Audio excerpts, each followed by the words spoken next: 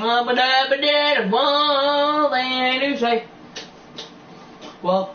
back to the audiobook Sunday!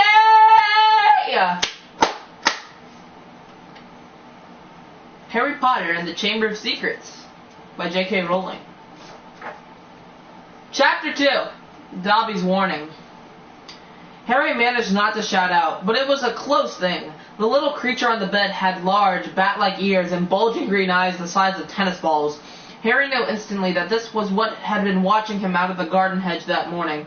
As they stared at each other, Harry heard Dudley's voice from the hall. "May I take your coats, Mr. and Mrs. Mason?" The creature slipped off the bed and bowed so low that the end of its long, thin nose touched the carpet. Harry noticed that it was wearing what looked like an old pillowcase with rips for arm and leg holes.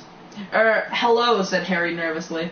"Harry Potter," said the creature in a high-pitched voice. Harry was sure would carry down the stairs.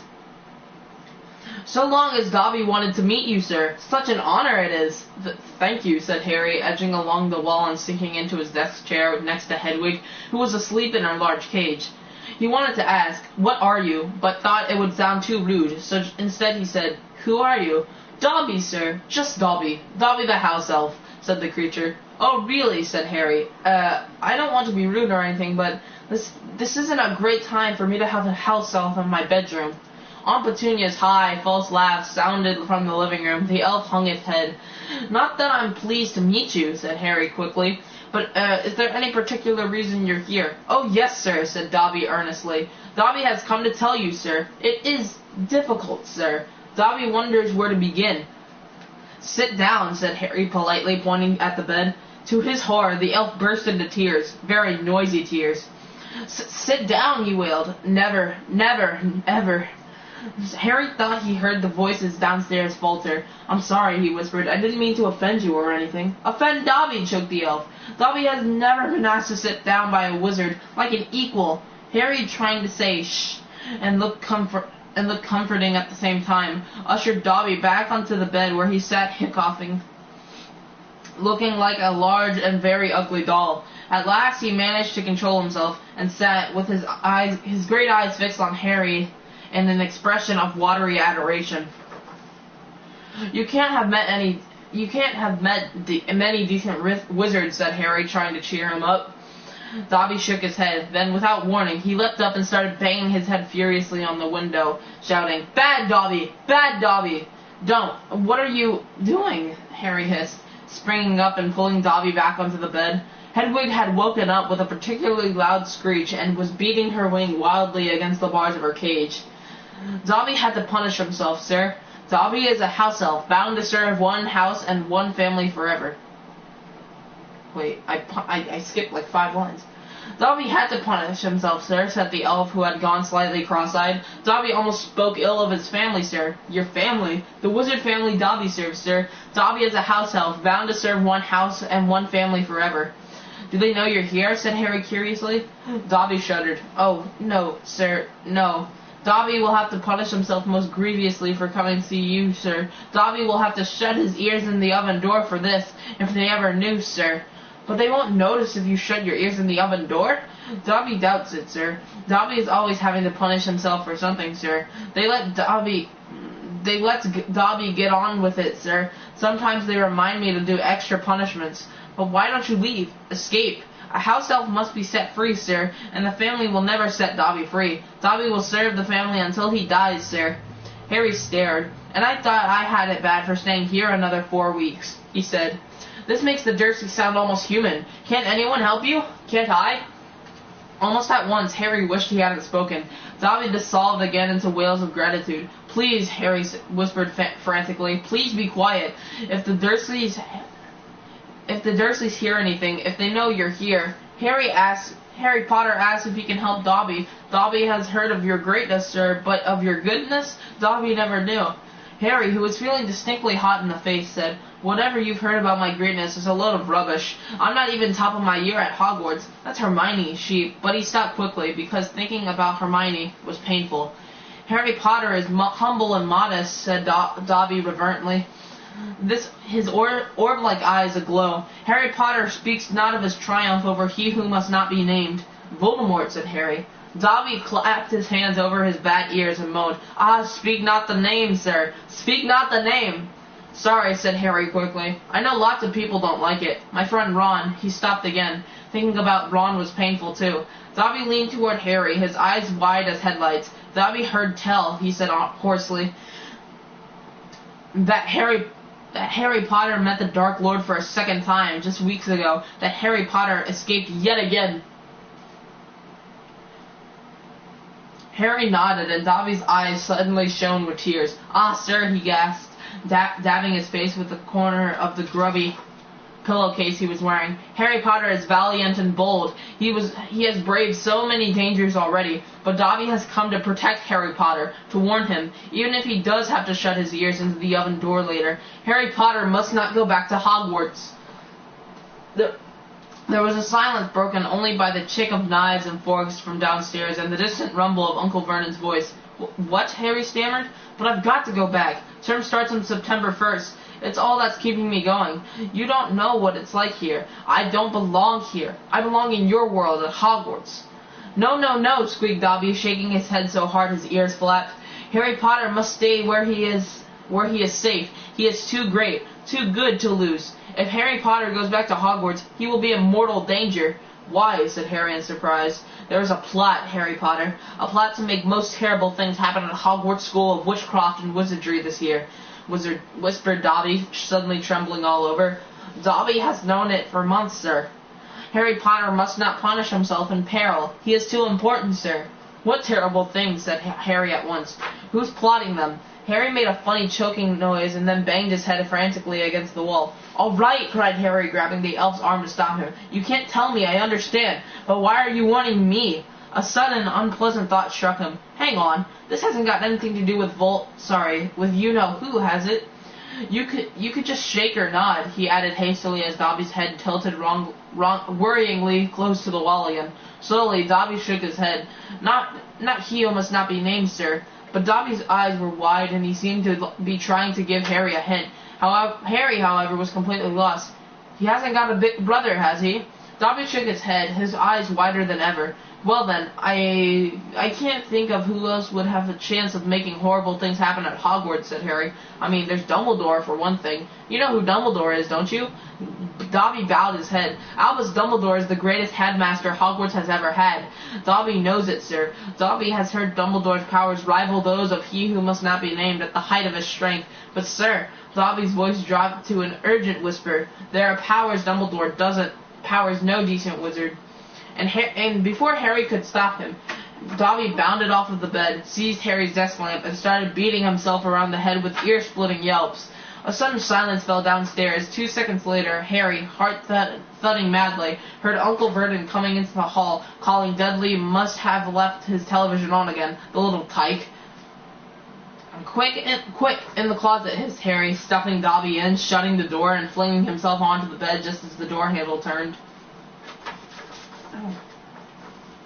"What the devil are you doing?" said Uncle Vernon through gritted teeth, his face horribly close to Harry's. "You've just ruined the punchline of my Japanese golfer joke. One more sound and you'll wish you'll never have been born, boy." He stopped flat-footed from the room. Shaking, Harry let Dobby out of the closet. "See what it's like here?" he said.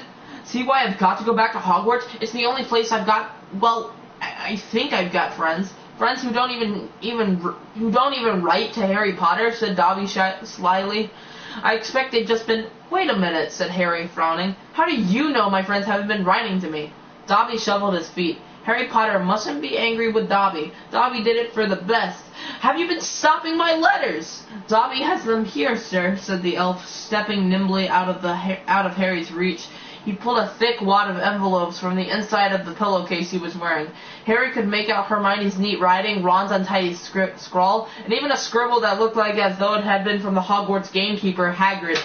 Dobby blinked anxiously up at Harry. Harry Potter mustn't be angry. Dobby hoped if Harry Potter thought his friends had forgotten him, Harry Potter might not want to go back to school, sir. Harry wasn't listening. He made a grab for the letters, but Dobby jumped out of reach. "Harry Potter will have them, sir, if he gives Dobby his word that he will not return to Hogwarts." "Ah, sir, this is a danger you must not face. Say you won't go back, sir." "No," said Harry angrily. "Give me my friend's letters." Then Harry Potter leaves Dobby no choice," said the elf sadly. Before Harry could move, Dobby had darted to the bedroom door, pulled it open, and sprinted down the stairs. Mouth dry, stomach lurking, Harry sprang after him, trying not to make a sound.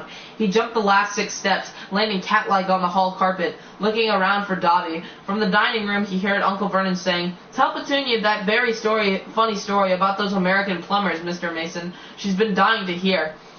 Harry ran up to the hall into the kitchen and felt his stomach disappear. Aunt Petunia's masterpiece of a pudding, the mountain of cream and sugared violets, was floating up near the ceiling. On top of a cupboard in the corner crouched Dobby. "No," croaked Harry. "Please, they'll kill me.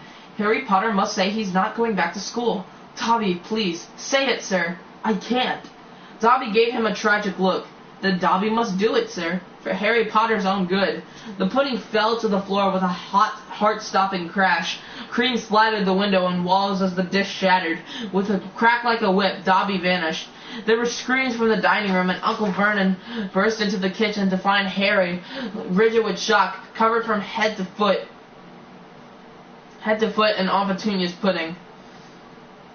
At first, it looked as though Uncle Vernon would manage to gloss the whole thing over. "Just our nephew, very disturbed. Meeting strangers upsets him, so we kept him upstairs." He shooed the shocked Masons back into the dining room, promised Harry he would flay him to within an inch of his life when the Masons had left, and handed him a mop. Aunt Petunia dug some ice cream out of the freezer, and Harry, still shaking, started scrubbing the kitchen clean.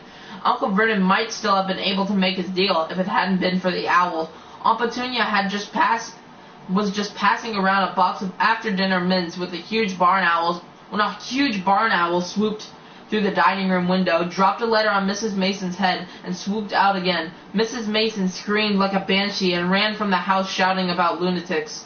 Mr. Mason stayed just long enough to tell the Dursleys that his wife was mortally afraid of birds of all shapes and sizes, and to ask whether this was their idea of a joke. Harry stood in the kitchen, clutching the mop for support, as Uncle Vernon advanced on him, a demonic glint in his tiny eyes. "Read it," he hissed evilly, brandished the letter the owl had delivered. "Go on, read it."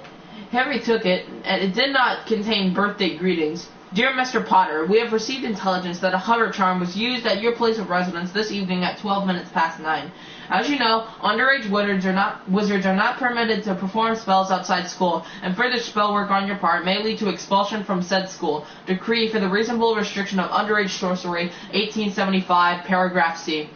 We would also ask you to remember that any magical activity that risks notice by members of the non-magical community, Muggles, is a serious offense under Section 13 of the International Confederation of Warlocks Statute of Secrecy.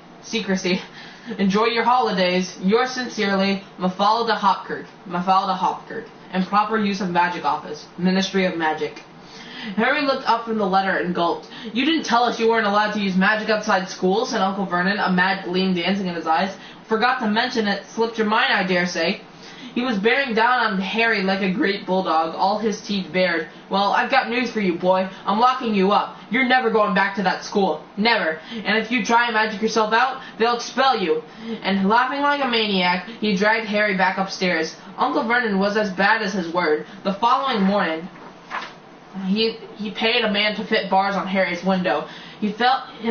He himself fitted a cat flap in the bedroom door so that small amounts of food could be pushed inside 3 times a day. They let Harry out to use the bathroom morning and evening, otherwise he was locked in his room around the clock. 3 days later, the Dursleys were showing no signs of relenting, and Harry couldn't see any way out of his situation. He lay on his bed, watching the sun sinking behind the bars of the window, and the bars on the window, and wondered miserably what was going to happen to him. What was the good of magicking himself out of the room if Hogwarts would expel him for doing it? Yet life at Privet Drive had reached an all-time low. Now that the Dursleys knew they weren't going to wake up as fruit bats, he had lost his only weapon. Dobby might have saved Harry from horrible happenings at Hogwarts, but the way things were going, he'd probably starve to death anyway. The cat flap rattled, and Aunt Petunia's hand appeared, pushing a bowl of canned soup into the room. Harry, whose insides were aching with hunger, jumped off his bed and seized it. The soup was stone cold, but he drank half of it in one gulp. Then he Then he crossed the room to Hedwig's cage and tipped the soggy vegetables at the bottom of the bowl into her empty food tray. She ruffled her feathers and gave him a look of deep disgust. "It's no good turning your beak up at it. That's all we've got," said Harry grimly. He put the empty bowl back on the floor next to the cat flap and lay back down on the bed, somehow even hungrier than he had been before the soup. Supposing he was still alive in another 4 weeks, what would happen if he didn't turn up at Hogwarts? Would someone be sent to see why he hadn't come back? Would they be able to make the Dursleys let him go? The room was growing dark. Exhausted, stomach rumbling, mind spinning over the same unanswerable questions, Harry fell into an uneasy sleep. He dreamed that he was on show in a zoo, with a card reading "Underage Wizard" attached to his cage. People goggled through the bars at him as he lay, starving and weak, on a bed of straw.